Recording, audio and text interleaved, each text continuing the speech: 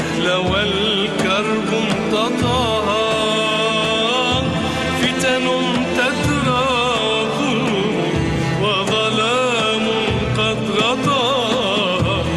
أمة الإسلام تشكو الجهل والكرب امتطاها، فتن تتراق وظلام قد غطاها. فتصدى للخطوب الجامحات آل طه بإمام صادق قد سدد الله خطاها.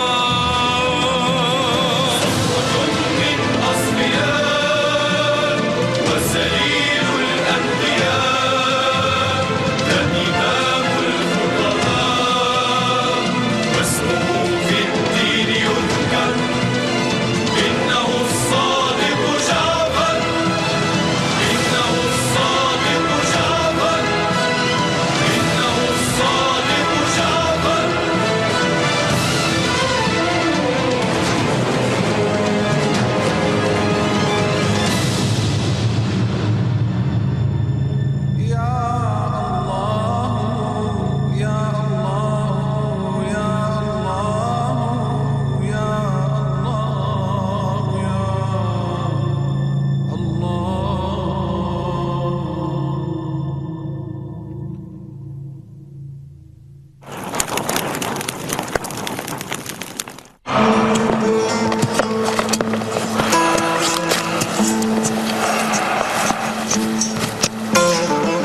ما بك؟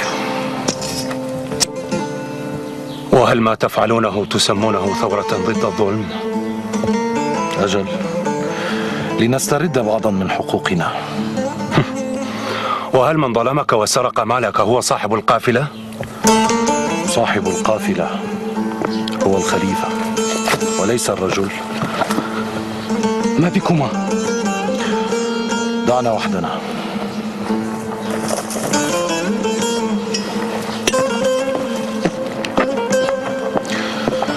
أنا أسمعك.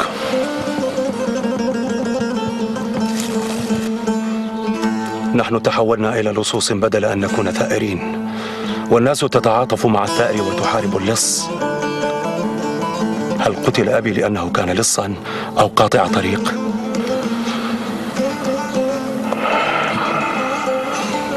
أحيانا تتداخل الأمور بين الثورة واللصوصية. إن كان هدفنا مقارعة بني أمية وإسقاط ملكهم فما تفعلونه لا يحقق ذلك. نحن نعمل لهدف محدد، وكل ما نفعله لتحقيق ذلك. لقد جئتكم لأثر لدم أبي وبيتنا الذي يحترق وبداخله والدتي وأخي وأختي.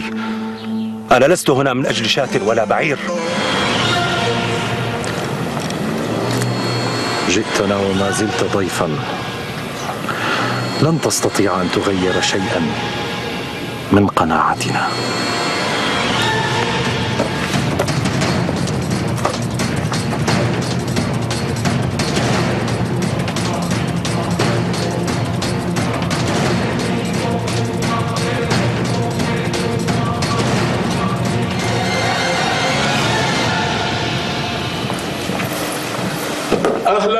أهلا وسهلا بك يا أبا المستهل، أهلا وسهلا. أتعلم يا أبا وائل، حين نمر من قريتكم حصاني يأخذ طريقه إلى باب بيتك. أهلا وسهلا بك وبحصانك. حللت أهلا ووطئت سهلا. تفضل تفضل.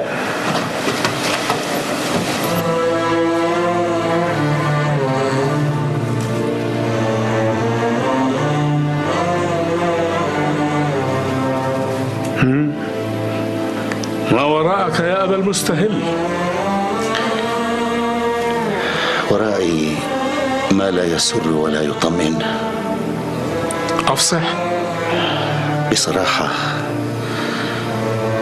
أنا هارب من جند الخليفة. لا حول ولا قوة إلا بالله. لا عليك، أنت هنا بأمان الله.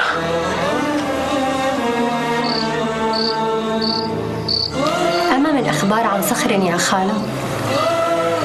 ليس بعد يا حبيبتي، ولكن قلبي مطمئن ويحدثني على أنه بخير. إن صخرا بخير، هو بخير. الحمد لله، الحمد لله أنه بخير، وما دام حيا سيعود يوما. صخر سيعود يا أخي، وأنت ستبقى معنا، وأنت يا خديجة ستبقين معنا، أليس كذلك؟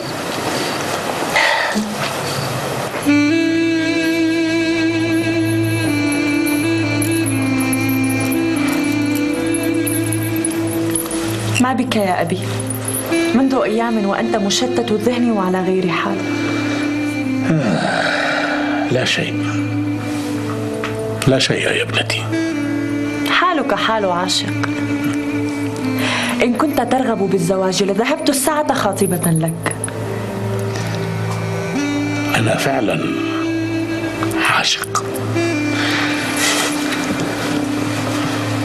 ولكن ليس كما تظنين. بي شوق للذهاب إلى مكة للحج، ولكن أخشى عليك من البقاء وحدك. إن كان الأمر كذلك نذهب سوية إلى الحج، فوالله إني لعاشقة زيارة مكة والطواف حولها. إذن جهزي نفسك للرحيل. كم أنا فرحة يا أبي وشاكرة لك.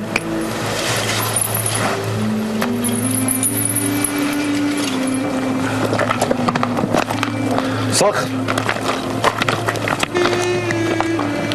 ألا تريد أن تبدل رأيك؟ ليس لي مكان بينكم. ولهذا الحد كرهتنا؟ ليت الأمر يكون في حدود الحب والكراهية، لكان الأمر هينا. طالما أنك مغادر لا محالة، إياك والعودة إلى البيت. ستعجل في حتفك وحتف أهلك. أنا أعرف أنهم يترصدون عودتي، وأبقوا على أهلي ليصطادونني هناك، وإلا لقتلوهم.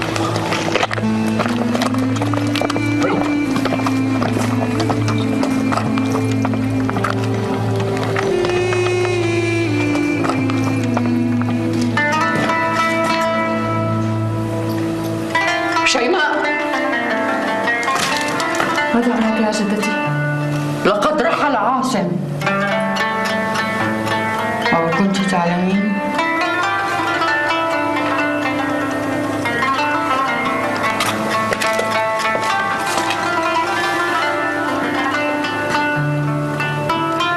حتى أنت أيضا تركتني ورحلت.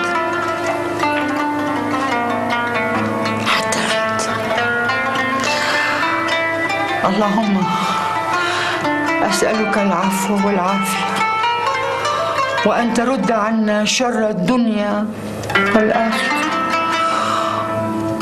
ولا تفجعني بأحفادي كما فجعت بابن هاشم. أعدهم إلي سالمين يا رب العالمين، سالمين.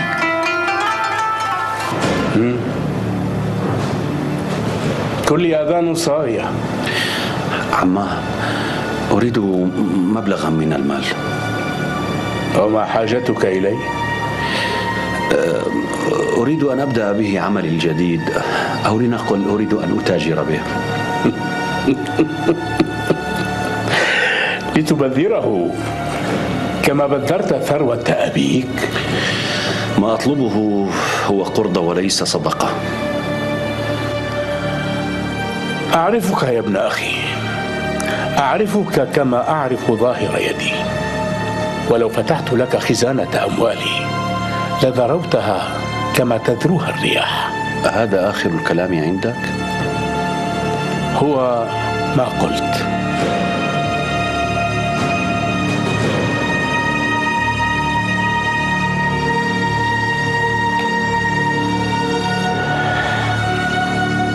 هل محمل الحج جاهز للمسير غدا؟ إنه على ما يرام يا سيدي. حسنا، تعال يا مسلمة، تعال.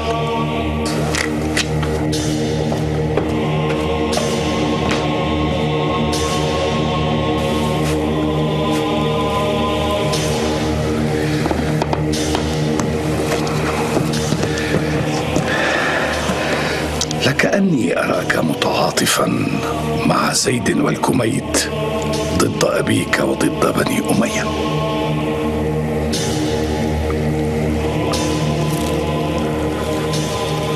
أو تقصد ذلك فعلا يا أبي؟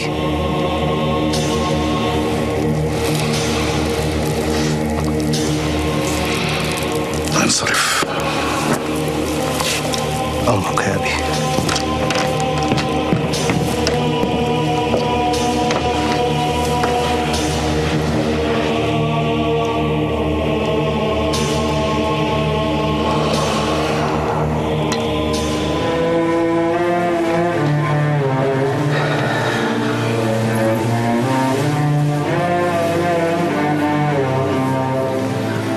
هناك من بأس يا أبا وائل؟ لا والله، لا والله يا أبا المستهل، ولكنني سأكون صريحا معك. تفضل. كنت وابنتي نتهيأ للذهاب إلى الحج، فما رأيك أن نذهب معا؟ يا سبحان الله، سبقتني في الكلام يا أخي يا أبا وائل. أنا أيضا كنت أنوي الذهاب إلى الحج، وقد أرسلت إلى أخي ورد ليوافيني هنا ونذهب سوية. إذن فلنتكل على الله. على بركة الله.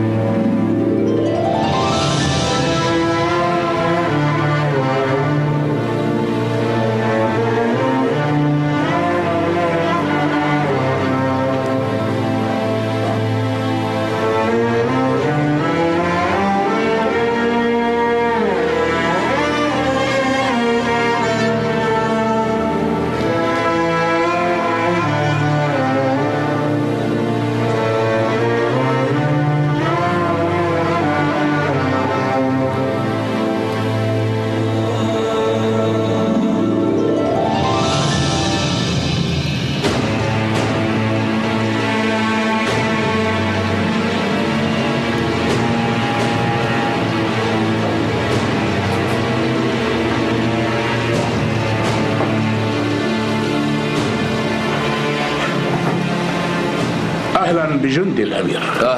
أهلا بك يا أبا وائل. أهلا بك يا عمان. ما هي أخبار الأمير خالد؟ كل خير، ويقرئك السلام أيضا.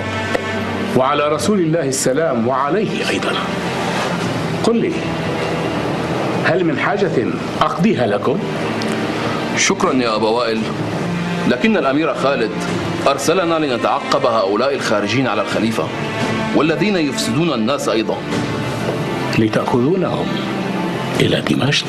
بصراحة أفضل لنا أن نسلمهم للأمير، فكما تعلم مكافأته مجزية. أما الخليفة يده مغلولة قليلا. هداهم الله، هداهم الله. لا يجوز هذا منهم.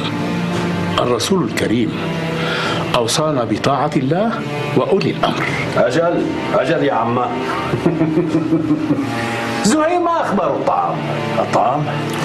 إنه جاهز يا سيدي. أحضر مع زهير الطعام، هيا بسرعة. في الحال يا عمان. نزلتم أهلا وحللتم سهلا.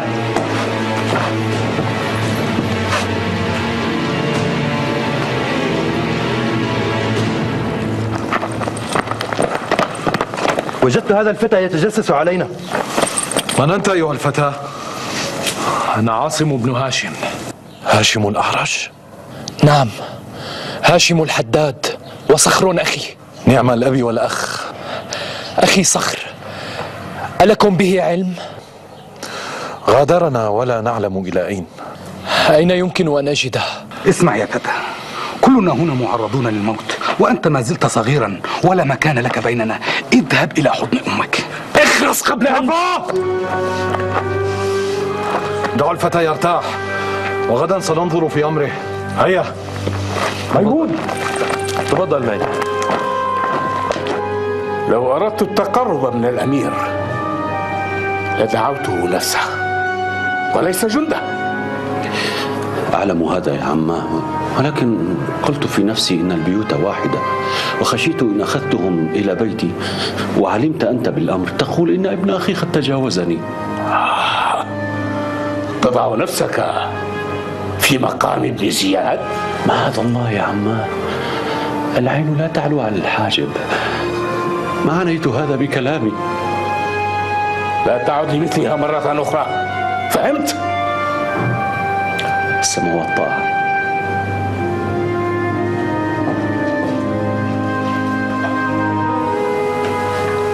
بسم الله وبالله وإلى الله وفي سبيل الله وعلى ملة رسول الله صلى الله عليه وآله. اللهم إني أوكلت إليك نفسي وإليك فوضت أمري وعليك توكلت يا رب العالمين.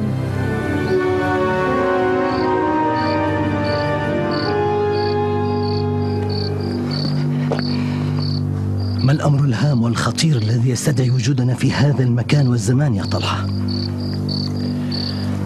أريدك في مهمة إن أنجزتها لي أعطيتك الكثير من المال. ما هي؟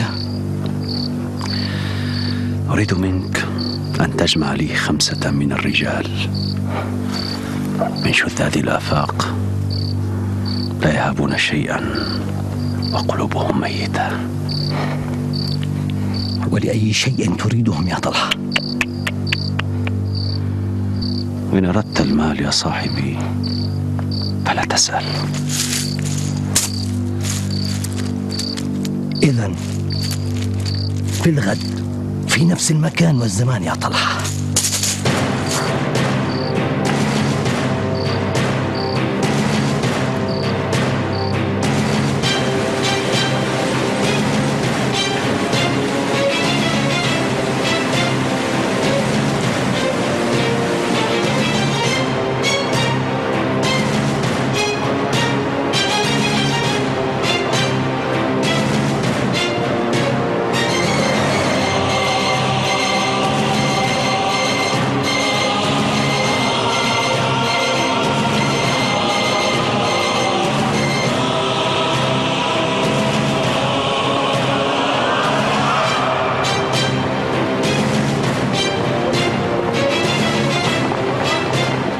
جئتك بما عجز عنه جنودك وعسسك يا مولاي.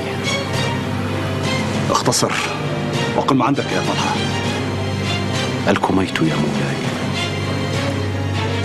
أعرف أين هو وإلى أين سيذهب. الكميت؟ اسمع يا طلحة، سأضاعف العطاء لك هذه المرة.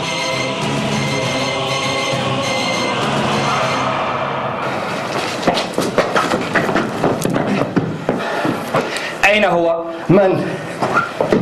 ابن زياد. تأخرت كثيرا، لقد ذهب إلى الحج. ذهب إلى الحج؟ من دون أن يودعني؟ اعذره يا مسبت، اعذره، باعتبار أن المقام بينكما واحد. أعلم.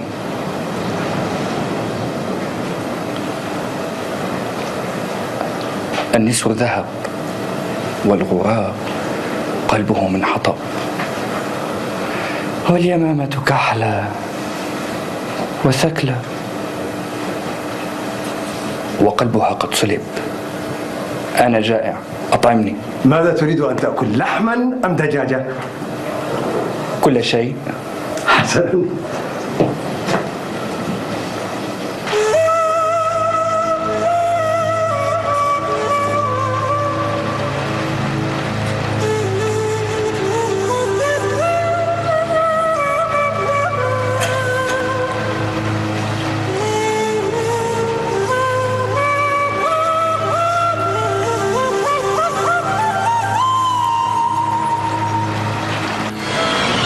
أراك فيما بعد يا حفص.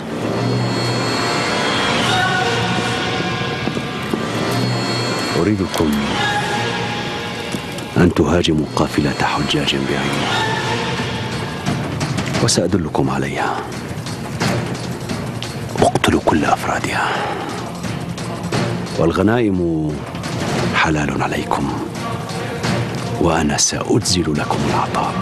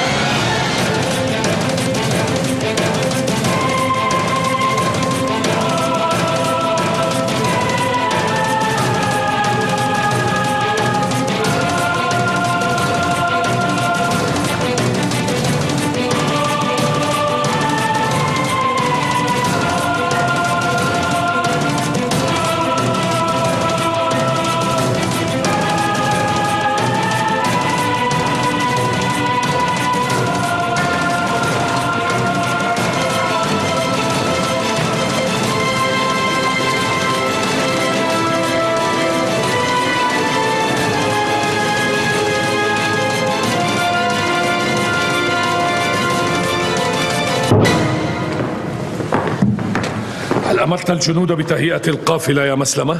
نعم يا أمير المؤمنين، القافلة جاهزة وتنتظر أوامركم. أيام قليلة ونصل مكة.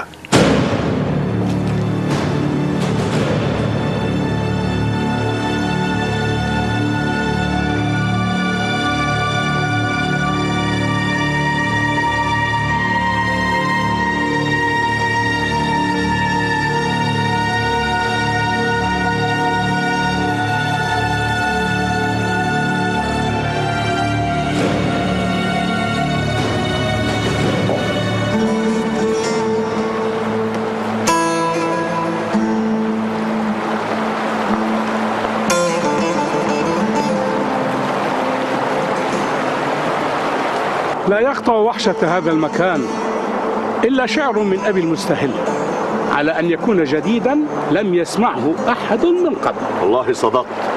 هات أسمعنا جديدك يا أخي. هيا. لا تتعجل جديدي يا ورد، فقد أليت على نفسي ألا يسمع جديد شعري أحد قبل أن يسمعه الإمام الباقر بإذن الله عند وصولنا إلى مكة. لا بأس، لا بأس، ننتظر. والآن أسمعنا شعرا يؤنس وحدتنا في هذا المكان. هيا. حسنا. كأن حسينا والبهاليل حوله لأسيافهم ما يختلي المتقبل، وغاب رسول الله عنهم وفقده على الناس رزء ما هناك مجلل، فلم أر مخذولا أجل مصيبة وأوجب منه نصرة حين يخذل. الله الله يا أخي. سيدي سيدي، جند الخليفة. خليفة؟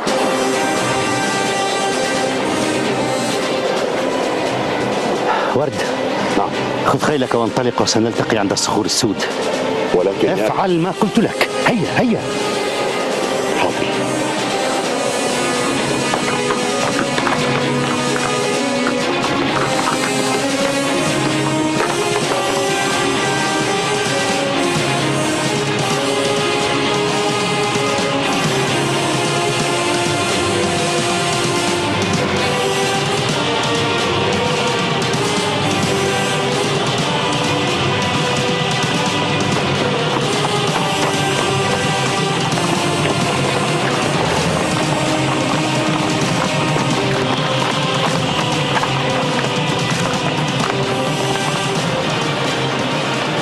لمن هذه القافلة؟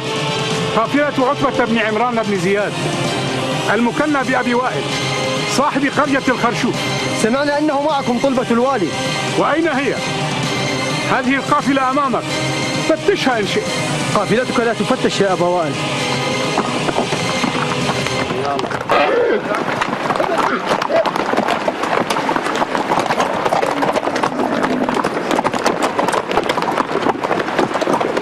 يا أبا وائل، لا آمن على قافلتك إن بقيت معكم.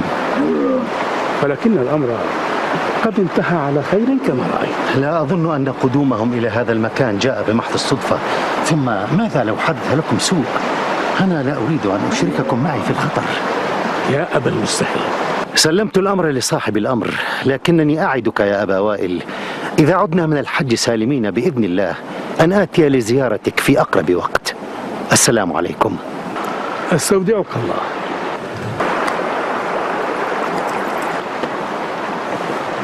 هيا أيها الرجال.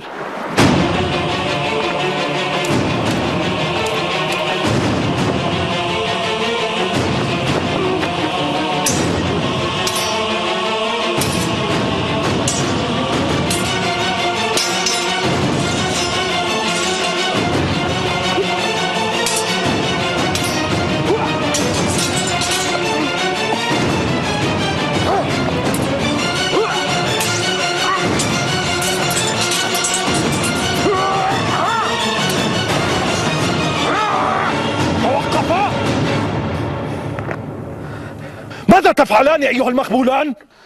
رأيت أن أختبر قوة ضيفنا الجديد. سأكون عونا لكم، فأبي قد علمني المبارزة منذ صغري، متى أشهر سيفي ومتى أغمده.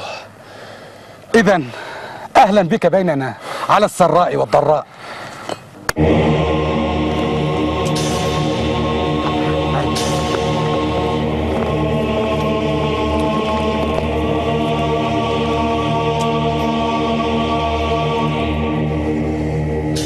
تعرفين يا روضة،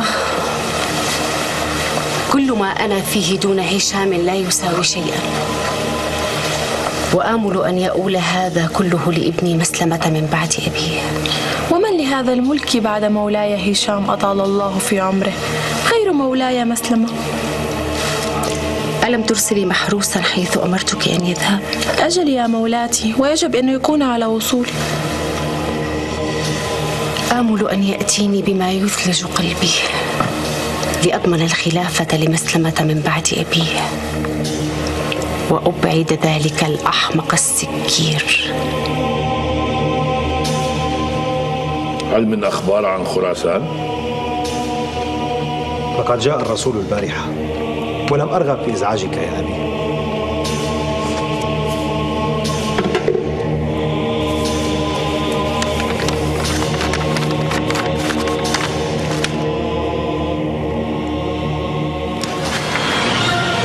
أين الولاة؟ أين هؤلاء الذين أدخموا من مال بيت المال من هؤلاء المتمردين على طاعتنا؟ كنت أسمع بهذه الفتن في خراسان منذ عزل أبي رحمه الله بكير بن وشاح التميمي. مسلمة، اكتب لأسد بن عبد الله القسري ليتولى شؤون خراسان وليحكم قبضته عليها. لن أسمح لأحد خارج على طاعتي أن يتطلع إلى خلافة المسلمين. قضي الأمر.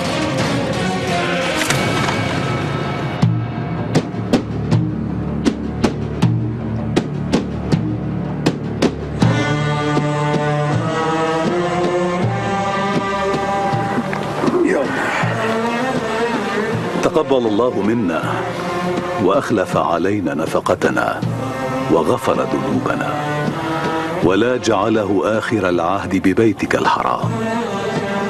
آمين. السلام عليكم. وعليكم السلام ورحمة الله وبركاته. من أنت أيها الرجل؟ وما حاجتك في مجلسنا؟ تاجر، أبيع الحنطة وأشتريها. ما أظنك تعمل بما تدعي. بلى يا سيدي، وبالشعير أيضا. إن انتظرنا عليك قليلا سيكشف لنا أنك تبيع النوى. ما خطب هذا الرجل؟ لا يعد كونه أحد العيون.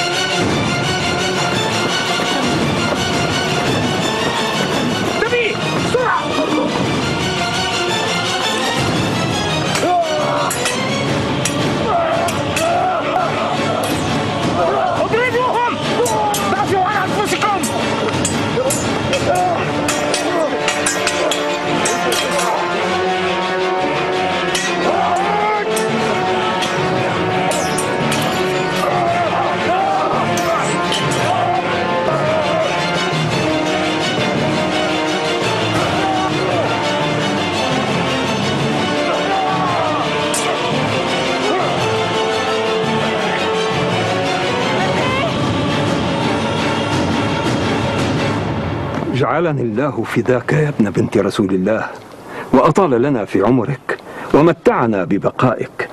مولاي، من لنا من بعدك أطال الله بقاءك. هذا والله إمامكم من بعدي.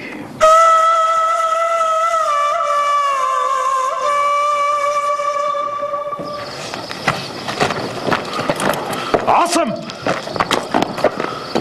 إلى أين تذهب؟ وأنت الصيد الأسهل بالنسبة لهم. هل هانت عليك روحك؟ هل رخصت عليك والدتك وأختك؟ من أجلهما سأغامر برأسي. لن أتركهما هكذا ثكلى ويتيمة بلا سند ولا عون يتصدق عليهما جوار. جنود الخليفة يقتلون على الشبهة، فلا تورط نفسك فيما أنت بغنى عنه. أما أمك وأختك فهما مسؤوليتنا، وهناك من يتكفلهما. ما لا تعلمه يا عاصم أن أباك كان يأتينا بنصف طعامكم ومؤونتكم، وكان صخر هو من يوصلها إلينا. فهل نحن ناكرون للجميل؟ إذن ما العمل؟ تبقى بيننا إلى أن يشاء الله ويقضي أمرا كان مفعولا. هيا ادخل واسترح وتوكل على الله. هيا.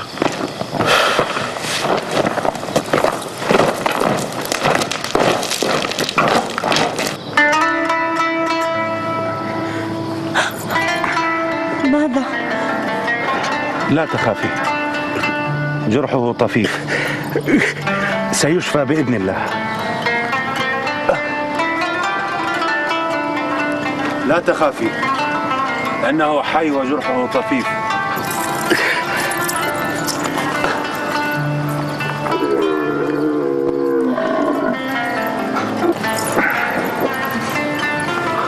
لولا مروءتك وشهامتك لقلت إنك واحد من هؤلاء اللصوص. أنا اسمي صخر. قادني حسن حظك إلى المكان لينقذك من هؤلاء اللصوص وقطاعي الطرق. وأنا أدعى زينب، وهذا والدي، وكنا في الطريق لقضاء فريضة الحج، ولكن الله لم يكتبها لنا.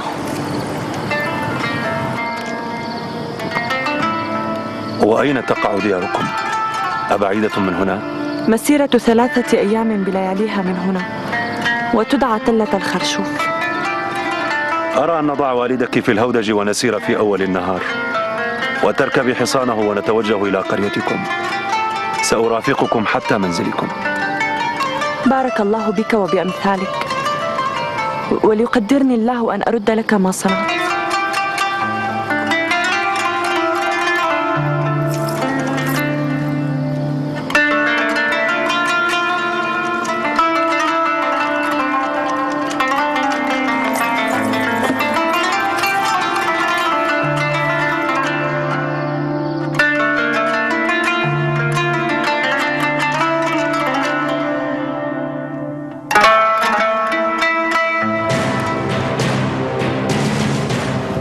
اسمعوا اسمعوا واعوا. هؤلاء دعاة من بني العباس جاءوا يدعونكم إلى أنفسهم. والله إن ظفرت بأحدكم يتبع أثره يؤمن بما يقولون لأقطعنه عرضا. أمويون ولا خليفة لنا غير هشام بن عبد الملك أطال الله في عمره وملكه وبني أمية.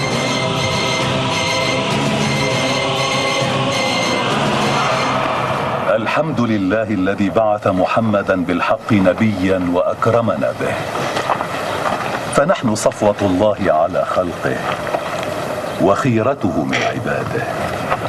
من المتكلم يا أخي وماذا يقول؟ هذا محمد بن علي يقول إنهم صفوة الله على خلقه، ومن يوالي أعداءهم فهو عدو للدين. وماذا يقصد بأنهم صفوة الله؟ سأبين لك فيما بعد، دعني أسمع الآن. وعلى آل بيته الطيبين. لقد غدا بيت محمد بن علي مقرا لكل طالب علم وصاحب مسألة يا أمير المؤمنين. إنما يفعله محمد بن علي وولده جعفر ذنب لا يغتفر، وما يصلني من أخبارهما لا يسر، فلتأتيا بهما إلي الآن. يا أمير المؤمنين، لقد بعثت إلى إبراهيم عاملنا على المدينة ليشخصهما إلى دمشق. حسنا فعلت يا مسلمة، لن أتغاضى عنهما ولا عن أتباعهم حتى ولو كانوا في آخر الدنيا. هما من قريش، نحن أيضا من قريش، بل نحن من أبي سفيان، من سيد في الجاهلية والإسلام. سمعت بمثل هذا، لكن ذاك زمان وهذا زمان آخر وانتهى الأمر. لم ينتهي يا صاحبي، فالطالبيون يؤمنون بأن النبي قد ترك في الناس 12 خليفة يتلو بعضهم بعضا، وأولهم علي بن أبي طالب. ولما يا مولاي قعدتم عن طلب الخلافة وتركتموها لمن هو دونكم ولا يستحقها فتؤمره الناس؟ لقد أشرت إلى الإمامة ولم أتحدث عن الخلافة، فهي شأن أهل الدنيا وأهل السياسة، وأنا لم أقصدهم. يا كميت، اذكر الله في هذه الأيام المعلومات وفي هذه الأيام المعدودات. لكنها أبيات قلتها فيكم يا سيدي، وقد ضاق صدري بكتمانها. هات نسمع ما عندك يا كميت. يا مولاتي، كلنا في بلاد العراق يعلم معزتك ومكانتك العالية لدى أمير المؤمنين، وبشفاعتك لزوجي طار صيتك عاليا، والناس ستسر منك وتعمل ما فيه رضاك عنه. رحم الله ابني هاشم وحفظك من كل سوء، ولكنني لن آخذ رغيفا واحدا إلا قرضة لحين ميسرة. هذا هو محمد بن علي. هذا الذي فتن به أهل العراق؟ نعم يا سيدي، هو ذا جالس يعظ الحجاج. ستذهب إليه وتخبره بما آمرك به. شكرا لك. تشكرني يا رجل؟ وأنا من يجب أن أشكرك لإنقاذك عمي؟ أنا لم أفعل شيئا ليستحق كل هذا الثناء. أنت فارس قليلا ما تجود الأزمان بمثله. من منكما عطية الهلالي؟ أصرنا الأمر بأحدكما، وإن لم يعترف أخذناكما معا، وذهب أحدكما بجريرة الآخر.